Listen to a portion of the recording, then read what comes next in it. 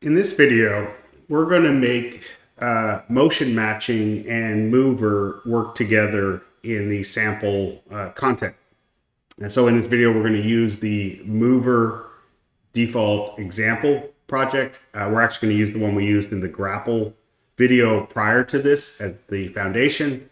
And we're going to be bringing in motion matching to work with mover. So if you've tried this out of the box, you would have run into some issues. We're going to talk about those issues in this video, and then we're going to provide a solution for that, which we will attach to the description as usual. All right, let's get into it. There's been some questions on the combination of the mover component and the new motion matching animations, both released in experimental for 5.4.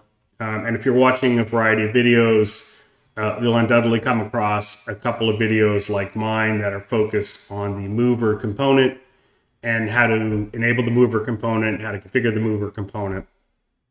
And then you'll come across a couple of videos that are focused on the motion matching and how to build a motion database and then basically obliterate your anim graph from a state tree perspective, fill it with the database, and have your character auto-detect which pose it should use from the database.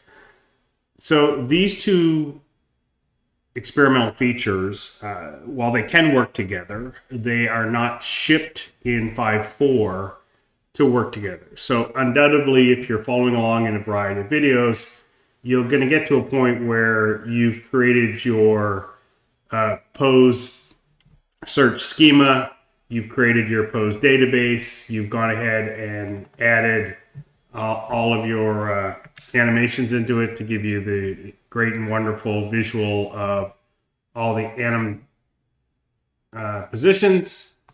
And then you've gone into your character and you've added the character trajectory component into your character class.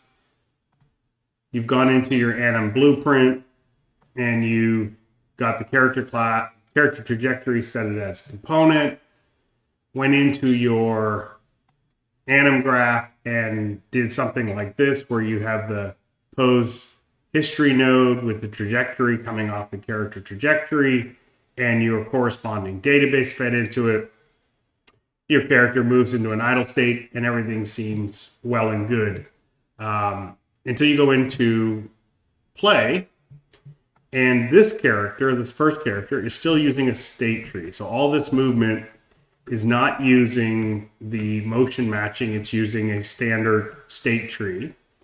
And when you swap to the extended pawn, you're now using the motion database. And what you'll notice is that your character just kind of glides along using a idle animation, and it doesn't read any of the data from the database. And so there's been a lot of people that have gotten to this point and are confused. And so I thought I'd start by sharing kind of why this is happening before we move into how to make the two work together, how to make mover work with motion matching.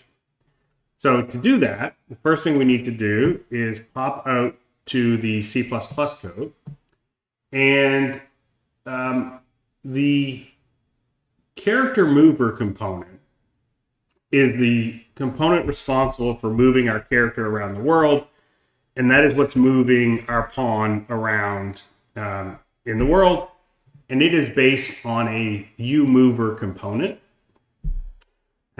which is this class right here, this uMover component that has a variety of functions and things that it's doing. We're not going to cover all of that in this video, but just know that this component is based on an actor component. So in mover, you have an actor component that is then a mover component that is then the character mover component. And so that's the parent hierarchy for the mover component.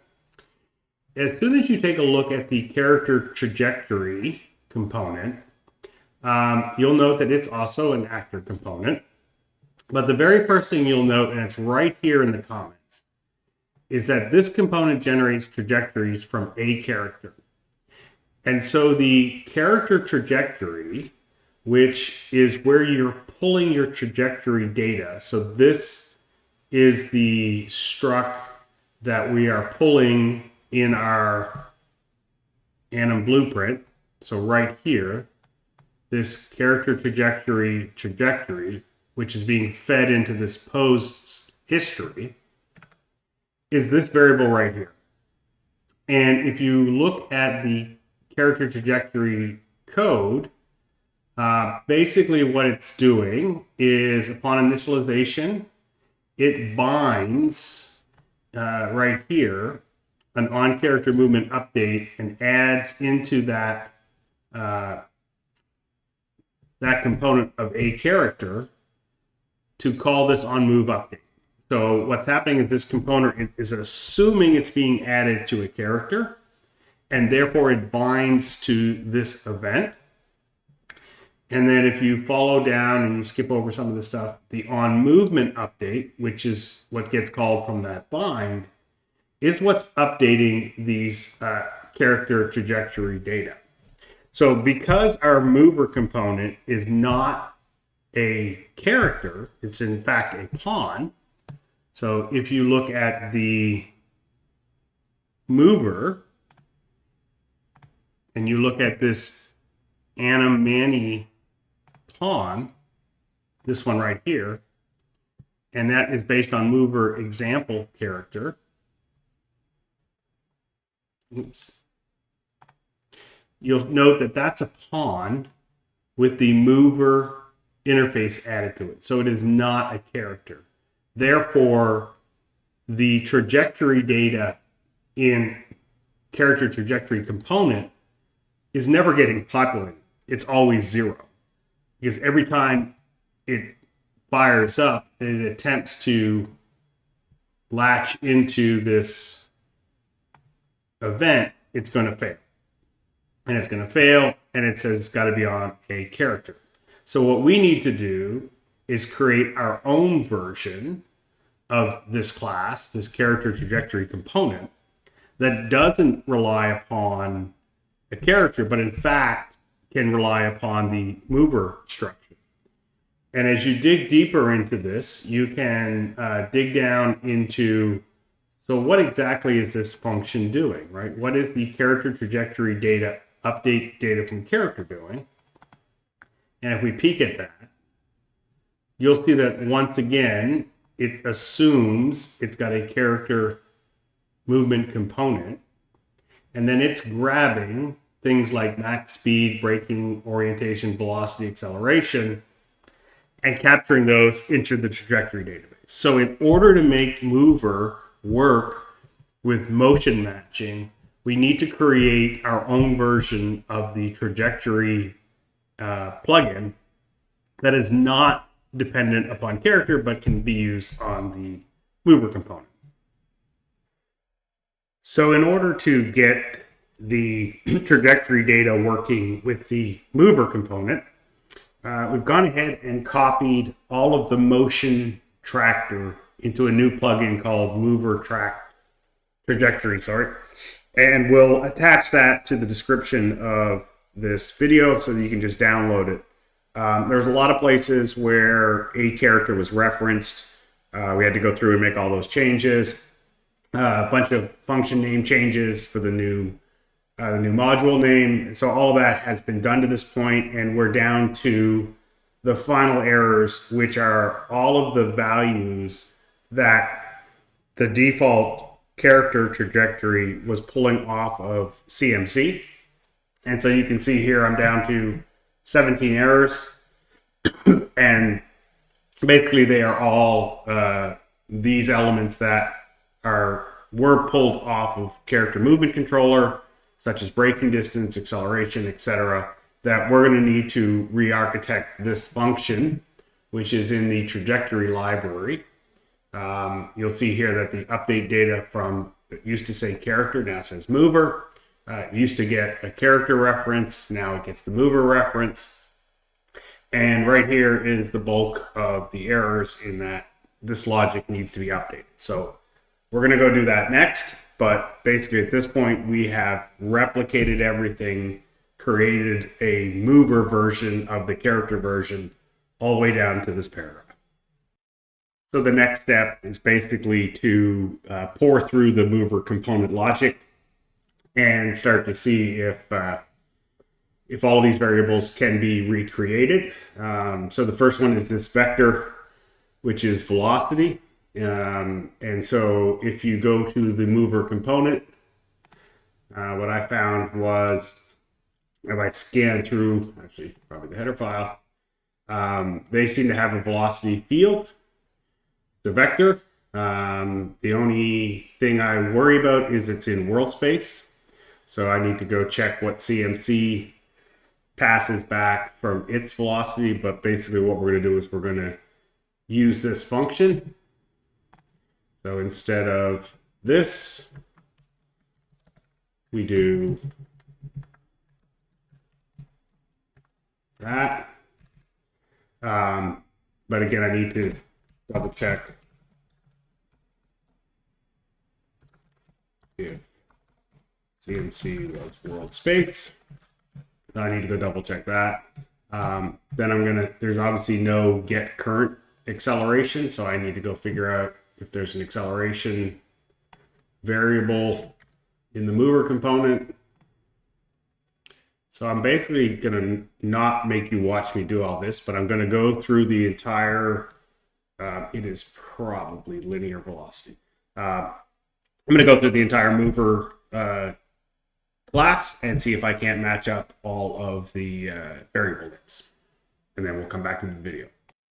So after looking through the character movement component and the mover component, I went ahead and refactored this section of code here, which you'll see in the comments under revised code.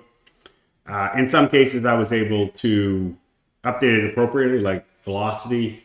In other cases, like here in max speed, you can see the original line of code here used the get analog input modifier, which returns where from 0 to 1 how much input you're applying in the forward axis. That isn't as simple in mover. I have tracked it down that in the mover component, they're doing this produce input where they take this input and then pass it to this interface to actually produce input. And then they are coming back with this input command context and caching it. So there's likely something in here, probably in this cache, that we'll be able to extract and replace that line of logic with right here. For now, I've just got 0, 0. I was able to do braking deceleration by getting the legacy movement settings, which is where Epic has placed all of the sort of CMC equivalent settings. So we were able to pull braking deceleration from that. We were able to compute acceleration by saving our last update here for velocity before we change it, and then doing the basic math of determining what our acceleration or deceleration is. This basically just needed to be changed where the legacy movement settings had these same variables, so that one's pretty consistent with how the other logic was. And the other one I ran into is right here, where orient rotation to movement. This is basically whether or not you're strafing or your character turns left or right. So I need to find the equivalent version of this B-orient rotation to movement flag, which was on CMC. For now, I'm just assuming strafing for this demonstration. Obviously, you would enhance this logic as you explore mover more.